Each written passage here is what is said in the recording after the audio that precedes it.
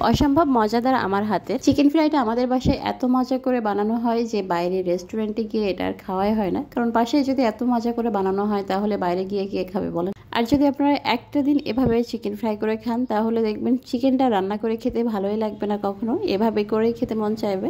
রোজার ভিতরে কিন্তু ভাজা পোড়া খেতে খুবই ভালো লাগে। এভাবে চিকেন ফ্রাই করে নেবেন, বাচ্চাদের টিফিনে এভাবে দিতে পারবেন। তাছাড়া কিন্তু বিকালের নাস্তায় খুবই ভালো লাগে। চিকেন ফ্রাই করার জন্য এখানে আমি হাফ কেজির বেশি সলিড মাংস নিয়েছি। এখন 1 চা চামচ করে আদা রসুন, জিরা, ধনিয়া, গোলমরিচের গুঁড়া হাফ চা চামচ আর 1 চা চামচ লবণ দিয়েছি। 1.5 চা চামচ এখানে দিয়ে দিলাম মরিচের গুঁড়া। সয়া সসটা দিয়ে দিব 1 চা চামচের মতো। ভিনেগার দিয়ে দিচ্ছি 1 চা চামচের মতো। আপনারা চাইলে কিন্তু লেবুর রসটা ব্যবহার করতে পারবেন। আর ওয়েস্টার সস দিয়ে দিচ্ছি তো 1.5 চা চামচের মতো দিয়ে দিচ্ছি। 1 টেবিল চামচের মতো হট টমেটো সস দিয়ে দিলাম।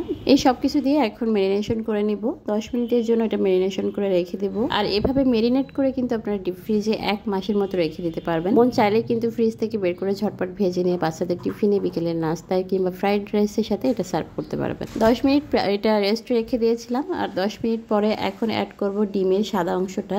ডিমের কুসুমটা দেওয়ার দরকার নাই, শুধুমাত্র সাদা অংশটা দিবেন। আর দিয়ে দিব কর্নফ্লাওয়ার 3 টেবিল চামচ। আপনারা যদি এটা ডিপ ফ্রিজে রেখে দেন তাহলে বের করে জাস্ট ডিমের সাদা অংশ আর কর্নফ্লাওয়ারটা মিক্স করে ভেজে নেবেন। অনেকে এখানে ময়দা, চালের গুঁড়া এগুলো ব্যবহার করে থাকেন। আমার কাছে মনে হয় না, এগুলোর থেকে সব থেকে বেস্ট হয় কর্নফ্লাওয়ারটা দিলে। আমার কাছে কর্নফ্লাওয়ার আর এই ডিমের সাদা অংশটা দেওয়ার ফলে চিকেন ফ্রাইটা অনেক বেশি ক্রিস্পি লাগে, জুসি লাগে, সুন্দর একটা টেক্সচার চলে আসে। ভালো করে মিশিয়ে নিয়েছি। এখন এগুলো ভেজে নিতে হবে একটু গরম তেলের ভিতরে দিয়ে মিডিয়াম হিটে ভেজে নেবেন। প্রথমে আপনারা চুলার আঁচটা একদমই নর্মালে রেখে দিবেন। এরপর চুলার আঁচটা মিডিয়ামে রেখে ভেজে নিতে হবে।